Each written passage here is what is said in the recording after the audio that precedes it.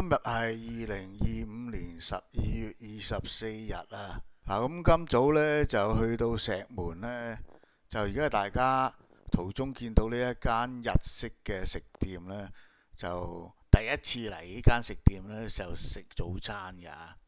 咁我就揀選咗途中門口呢一塊板呢，顯示咗一啲早餐係而家藍色框住嗰個早餐，就我選擇嘅早餐啦。咁其實佢呢個價錢呢，42蚊呢，就其實唔係最經濟㗎。咁喺隔離我食開嗰啲餐廳呢，係30零蚊嘅啫。咁我呢，就將佢呢個沙爹牛肉麵呢，就改咗做米粉嘅。咁嗰個蛋嗰度呢，我就要咗太陽蛋嘅，就唔係炒蛋。餐飲嗰方面呢，原來佢係得幾樣嘅啫，奶茶、咖啡、檸茶嗰啲啊，即係菜物啊，其他嗰啲係冇嘅。咁我最終呢，就係我叫茶走，佢都話冇，即係你有奶茶，但係又冇茶走。咁我就叫咗個檸茶啦。跟住就睇睇呢間食店入邊嘅環境啦。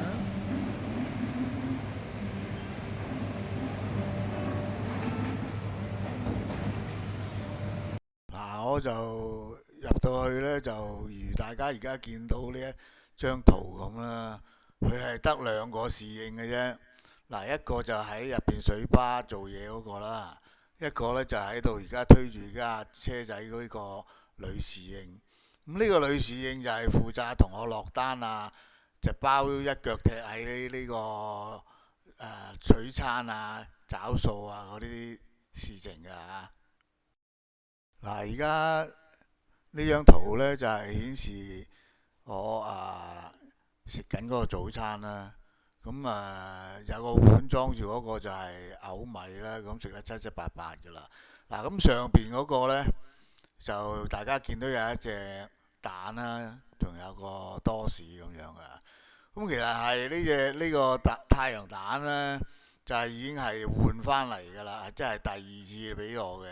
佢第一次嚟嘅時候呢，係兩隻呢，都係咁樣上下搭住嘅，但係兩隻係熟蛋嚟嘅。咁我叫咗太陽蛋㗎嘛。咁大家睇到喺角落頭嗰度呢，都有一張單㗎。但係我睇過呢張單呢，就冇詳細列出呢，就係話太陽蛋啊嗰啲咁嘅資料嘅。呢個畫面見到呢隻蛋爛晒呢，就係頭先喺面頭嗰隻太陽蛋，我好小心咁食咗佢之後呢，就下邊嗰隻蛋就係咁嘅款啦。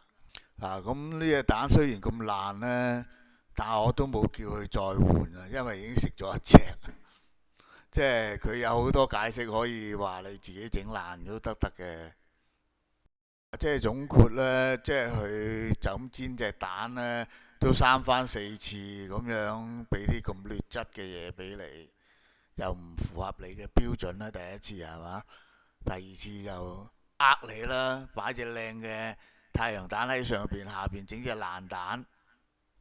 呢度有個多士嘅，咁喺之前呢，我都佢第一次攞嚟嘅時候呢，我已經叫話可唔可以搽多啲牛油，因為好乾啊呢個多士。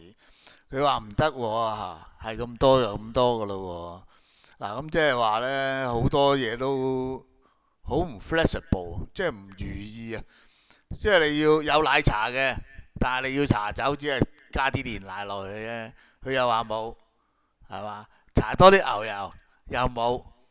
你要太陽蛋，佢就整兩隻熟蛋俾你，跟住換蛋翻嚟，下邊嗰隻都係爛嘅。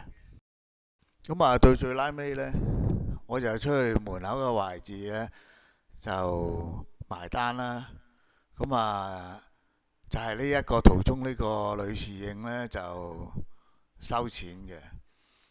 我就直情俾頭先嗰張爛蛋嗰張相俾佢睇啦。